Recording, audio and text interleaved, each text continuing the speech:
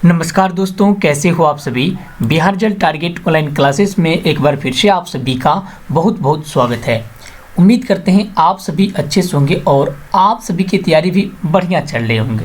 तो दोस्तों, अगर आप लोग बिहार डीएलएड एंट्रेंस एग्ज़ाम 2023 की तैयारी कर रहे हैं और उनमें अच्छी सफलता पाना चाहते हैं तो आज का ये क्लास आप सभी के लिए 100% ज़रूरी है, क्योंकि दोस्तों इस क्लास में हम आप सभी को बिहार डीएलएड एंट्रेंस एग्ज़ाम 2023 की दृष्टि से top and most important 40 objective प्रश्न बताएंगे। और दोस्तों ये 40 ऑब्जेक्टिव प्रश्न आपके इतिहास में यानी कहे तो हम हिस्ट्री से है, जो कि आपके सोशल स्टडी के सिलेबस में दिया गया है। सिलेबस में का ये टॉपिक है दोस्तों, भारत में राष्ट्रवाद। क्या है? भारत में राष्ट्रवाद।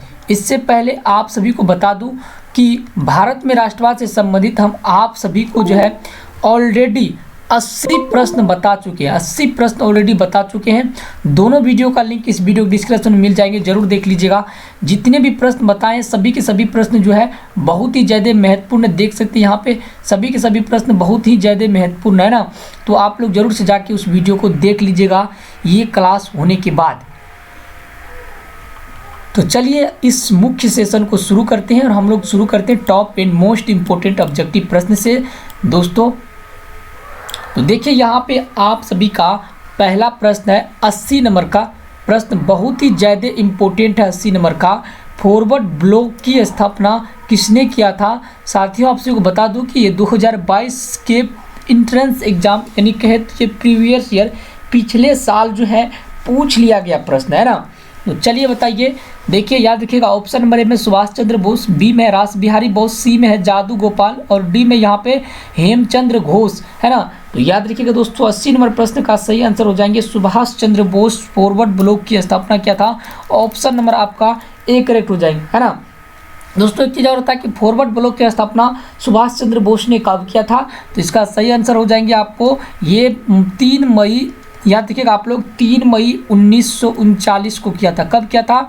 3 मई 1939 को किया था। याद रखिएगा, आप सभी भूलिएगा नहीं है ना। ये प्रश्न तो VVI है ही, या तो अगले इस बार जो है इसका हम सोचे कि आप को बता दे दोनों तरीका है ना। इस बार तो इसका जो स्थापना किसने किया था, हो सकता है आपको ये पूछे कि 3 मई 1939 को किस संस्था की स्थापना हुई थी है ना। तो याद रखिएगा आप लोग फॉरवर्ड ब्लॉक है ना, या फिर आपको तिथि भी पूछ लेगा कि फॉरवर्ड ब्लॉक की स्थापना कब हुआ था है ना।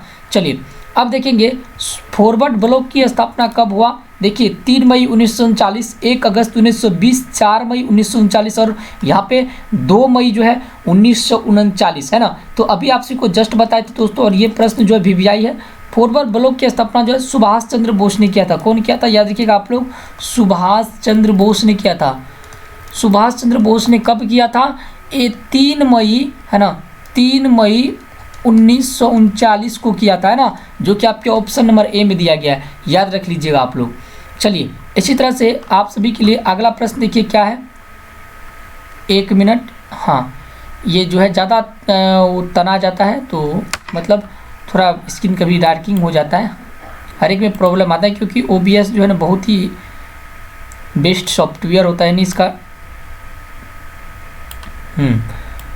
तो चलिए इसको अब थोड़ा छोटा कर दिया ना। होता है कि स्पष्ट दिखाई देने के लिए छोटा बहुत ज़रूरी होता है, मतलब उतना भी छोटा नहीं उतना बड़ा नहीं, तो स्किन कट जाता है फिर है ना। तो अगला प्रश्न है, किस भारतीय जन आंदोलन की शुरुआत महात्मा गांधी ने प्रसिद्ध दंडी यात्रा से हुई थी है ना। महात्मा गांधी की प्रसिद्ध दंडी यात्रा से हुई थी। ऑप्शन नंबर ए में है खिलाफत आंदोलन, बी में असहयोग आंदोलन, सी में सविनय अवज्ञा आंदोलन और डी में यहाँ पे भारत छोड़ो आंदोलन है ना। तो याद रखिएगा दोस्तों 82 नंबर जो प्रश्न है इसका सही आंसर हो जाएंगे आपको, यानी सविनय अवज्ञा आंदोलन है ना। सविनय अवज्ञा आंदोलन की शुरुआत गांधी जी ने दांडी यात्रा से किया था। चलिए अगला प्रश्न है आप सभी का यहाँ पे 83 नंबर का, स्वराज शब्द का प्रयोग सबसे पहले दादा भाई नेहरू जी ने डैश में आयोजित कांग्रेस अधिवेशन में किया था है ना। 1904 के बॉम्बे, यहाँ पे 1906 के कोलकाता, 1907 के सूरत और 1916 के यहाँ पे सूरत है ना। याद रखिएगा ये जो स्वराज शब्द का प्रयोग दादा भाई नेहरू जी ने डैश ईस्वी में डैश में आयोजित अधिवेशन डैश में किया था। याद रखिएगा इस प्रश्न का सही आंसर हो जाएंगे आपको 1906 कोलकाता, 1906 कोलकाता में दादा भाई नेहरू जी ने 1906 कोलकाता में, है ना, याद रखिएगा आप लोग, कोलकाता में आयोजित अधिवेशन में दिया था। चलिए अगला प्रश्न दोस्तों यहाँ पे आपसे भी कहा, नेपोलियन संहिता किस वर्ष लागू की गई थी? 1804, 1791, 1805 और 1799। तो याद कीजिएगा आप लोग, नेपोलियन संहिता जो 1804 ईस्वी में लागू किया था। कब? 1804 ईस्वी में लागू किया गया था। चलिए अगला प्रश्न है, ये 87 नंबर का, 1829 की इंडियानुपोल की संधि किस देश के साथ हुई थी? तुर्की, यूनान, हंगरी, पोलैंड। याद कीजिएगा 87 नंबर जो प्रश्न है इसका सही आंसर हो जाएंगे आपको, यानी तुर्की के साथ हुई थी। ऑप्शन नंबर आपका ए करेक्ट हो जाएंगे, है ना। चलिए अगला प्रश्न है दोस्तों यहाँ पे आपसे कि 88 नंबर का, दास कैपिटल का प्रकाशन किस वर्ष हुआ था? 1864 में, 1865 में, 1866 में, 1867 में। तो सभी याद रखिएगा, दास कैपिटल की जो प्रकाशन है वो 1867 ईस्वी में हुआ था। किसने किया था? कार्ल मार्क्स ने किया था। किसने किया था? कार्ल मार्क्स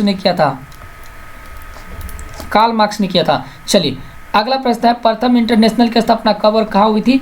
1864 लंदन में, 1865 रूस में, 1864 रूस में, 1965 रूस में यहाँ पे, और 1966 फ्रांस में, और 1967 जर्मनी में। रूस में हुआ था, लंदन में हुआ था, रूस में हुआ था, फ्रांस में हुआ था, या फिर जर्मनी में हुआ था। यदि प्रथम इंटरनेशनल की स्थापना जो 1864 लंदन में हुआ था। ऑप्शन नंबर आपका ए करेक्ट हो जाएंगे। चलिए अगला प्रश्न की ओर बढ़ते हैं दोस्तों। फटाफट आप लोग जो भी देखिए, आप सभी को बता दूं कि इस चैनल पर हर रोज़ आप सभी के डीएलएड एंट्रेंस एग्ज़ाम 2023 के लिए जो है शाम 7 बजे से लाइव क्लास चलता है ना। तो अगर आप लोग जो है हर रोज़ लाइव क्लास अटेंड करना चाहते हैं तो इस वीडियो के डिस्क्रिप्शन में जाइए, आपको व्हाट्सअप और टेलीग्राम ग्रुप का लिंक मिल जाएगा, उसको आप लोग जरूर ज्वाइन कर लीजिए। क्योंकि अगर व्हाट्सअप और टेलीग्राम ग्रुप को अगर आप लोग ज्वाइन कर लेते हैं तो यहाँ पे आपको फ़ायदा ये होगा कि जब भी हम लाइव आए तो उसका नोटिफिकेशन मिलते रहे आपको। साथ में आप एक चीज़ और होता है आपको फ़ायदा कि जो भी प्रश्न का सीरीज होता है उसका आप लोग सही समय पर आपको तैयारी भी हो जाएंगे। और दूसरी बात यह है कि अगर आप लोग पहली बार विजिट किए हैं तो इस चैनल को जल्दी से सभी सब्सक्राइब कर लीजिए ना। जितना जल्दी आप लोग सब्सक्राइब कर लीजिएगा, है ना, तो उतना हम फास्ट में क्लास को खींचेंगे, है ना। तो हर रोज़ आपका 2 क्लास चलते हैं, शाम में केमिस्ट्री से चलता है ना, शाम में आपका यहाँ पे आपका जो हिंदी साइंस में केमिस्ट्री से, और दोस्तों सोशल स्टडी में आपका ज्योग्राफी से क्लास चलता है ना। तो ये दोनों आपके लिए बेनिफिट रहेगा। चलिए तो आप लोग जान गए 1864 कहाँ किया था? लंदन में किया था। अब देखिए यहाँ पे तृतीय इंटरनेशनल की स्थापना कब और कहाँ हुई थी? 1919 मॉस्को, 1908 पेरिस में, 1907 लंदन में, और 1905 पोलैंड में, है ना। 91 नंबर प्रश्न का सही आंसर क्या हो जाएंगे? जल्दी से आप लोग कमेंट कीजिए, फटाफट आप लोग कमेंट कीजिए। आप सभी के कमेंट का हम वेट कर रहे हैं। तो याद रखिएगा आप लोग जो है 90 नंबर के प्रश्न आपको नहीं बताएं क्या? 90 तो बता दिए। द्वितीय इंटरनेशनल का, प्रथम इंटरनेशनल का 1864 लंदन में। अच्छा, द्वितीय इंटरनेशनल का आपको नहीं बताया ना। द्वितीय इंटरनेशनल का स्थापना कब और कहाँ हुई थी? 1830 फ्रांस में, है ना। ये तीनों इंटरनेशनल को आप सभी याद रख लीजिएगा, तीनों, है ना। तो 1864 लंदन में, 1848 पोलैंड में, 1889 पेरिस में, है ना। तो याद कीजिएगा द्वितीय इंटरनेशनल की स्थापना जो हुई थी वो 1889 पेरिस में हुआ था। ऑप्शन नंबर आपका जो डी है यही करेक्ट हो जाएंगे, है ना। चलिए अगला प्रश्न को बढ़ते हैं। अगला प्रश्न है, तृतीय इंटरनेशनल का स्थापना कब और कहाँ हुआ था? 1919 मॉस्को में, 1908 पेरिस में, 1907 लंदन में, और 1905 पोलैंड में। याद रखिएगा 91 नंबर प्रश्न का सही आंसर हो जाएंगे। आपको क्या पता है? 91 नंबर प्रश्न का सही आंसर 1919 मॉस्को में हो जाएगा। ऑप्शन नंबर ए आपका करेक्ट हो जाएंगे, है ना। चलिए अगला प्रश्न यहाँ पे, बेस्ट लिटोवस्क की संधि किन 2 देशों के बीच हुई थी? यानी किन देशों के बीच हुई थी, है ना। 2 देश हो जाएगा, रूस और इटली, रूस और फ्रांस, रूस और इंग्लैंड, और रूस और जर्मनी। बेस्ट लिटोवस्क की संधि किन देशों के बीच हुई थी? तो याद रखिएगा 92 नंबर प्रश्न का सही आंसर हो जाएंगे रूस और जर्मनी के साथ हुआ था। ऑप्शन नंबर आपका डी करेक्ट हो जाएंगे, याद रखिएगा ना। चलिए अगला प्रश्न है, रूस जापान का युद्ध कब हुआ? 1901 से 1902 में, 1902 से 1903 में, 1903 से 1904 में, 1904 से 1905 में। याद रखिएगा रूस जापान का युद्ध हुआ था 1904 से 1905 में हुआ था। ऑप्शन नंबर आपका जो है ये आपका डी करेक्ट हो जाएंगे। अगला प्रश्न यहाँ पे आप सभी के लिए देखेंगे, बेल्शेविक क्रांति का नेतृत्व किसने किया था? केरेंस्की ने, लेनिन ने, स्टालिन ने और मार्क्स ने। याद कीजिएगा, ये भी आप सभी के लिए वीवीआई प्रश्न है। बोल्शेविक क्रांति का नेतृत्व किसने किया था? तो याद कीजिएगा, बोल्शेविक क्रांति का नेतृत्व जो है लेनिन ने किया था। ऑप्शन नंबर आपका जो है बी करेक्ट हो जाएंगे, है ना। चलिए अगला प्रश्न की ओर बढ़ते हैं। रूस में आर्थिक नीति कब लागू हुई? रूस में आर्थिक नीति कब लागू हुई? 1921 में, 1922 में, 1993 में और 1995 में। याद रखिएगा, आपका सही आंसर हो जाएंगे 95 नंबर का। रूस में आर्थिक नीति जो है 1921 में लागू हुआ था। ऑप्शन नंबर ए आपका करेक्ट हो जाएंगे, है ना। चलिए अगला प्रश्न की ओर बढ़ते हैं। अगला प्रश्न है लेनिन द्वारा कमिंटर्स की स्थापना कब हुई? लेनिन द्वारा कमिंटर्स की स्थापना कब हुई? 1915, 1916, 1918 और 1919। लेनिन द्वारा कमिंटर्स की स्थापना कब हुई थी? तो याद कीजिए, सही आंसर हो जाएंगे आपको 1919 में। ऑप्शन नंबर डी, है ना। चलिए दोस्तों अगला प्रश्न को देख लेते हैं। अगला प्रश्न है रूस में किस वंश का शासन था? रूस में किस वंश का शासन था? रोमनोव, राजशाही, पाल वंश और इनमें से कोई नहीं। 97 प्रश्न का सही आंसर क्या हो जाएंगे? तो क्या रूस में जो है रोमनोव वंश का शासन था। ऑप्शन नंबर आपका ए करेक्ट हो जाएंगे, है ना। आप देखिए, आप सभी अगर पेड पीडीएफ लेना चाहते हैं सभी, तो आप सभी जो इस व्हाट्सएप नंबर पर जल्दी से जल्दी फटाफट जो है आप लोग मैसेज कीजिए, है ना। 84 है ये 955656 4 सब्जेक्ट का आपको गारंटी पीडीएफ देंगे। अगर आपको 100% सफलता नहीं मिला तो आप लोग जो बिहार जल टारगेट पर कभी भी विजिट नहीं कीजिएगा। 4 सब्जेक्ट का पेड पीडीएफ लेना था तो उसमें आपको 100% सफलता की गारंटी लेंगे, है ना। 89% प्रश्न आपको लड़ेगा, देख लीजिएगा आप लोग। अगर जो नहीं लेगा जरूर पछताएगा। अगर लेना चाहते हैं तो आप लोग जरूर मैसेज कीजिएगा। अगर नहीं लड़ा तो फिर आप लोग को हम गारंटी लेंगे, पूरे 89% आपको प्रश्न लड़ेगा ही लड़ेगा, है ना। रूस को कब गणतंत्र घोषित किया गया, है ना? सितंबर 1917 में, अक्टूबर 1917 में, नवंबर 1917 में और दिसंबर 1917 में। जल्दी से बताएंगे रूस को कब गणतंत्र घोषित किया गया? तो याद कीजिएगा सितंबर 1917 में। ऑप्शन नंबर आपका ए करेक्ट हो जाएंगे। दोस्तों जितने भी प्रश्न बता रहे हैं A to Z प्रश्न को आप सभी जो है जरूर याद करते चलिए। ये आप सभी के लिए एक बहुत ही समझिए कि अच्छा अवसर है कि आप लोग का तैयारी जो है सही समय पर हो रहा है और हम करा रहे हैं ना। चलिए अगला प्रश्न को और हम लोग बढ़ते हैं। अगला प्रश्न को भी आप लोग देखते चलिए और सभी प्रश्नों को लगातार आप लोग नोट करते चलिए ना। चलिए अगला प्रश्न, वर्षा का संधि कब हुआ था?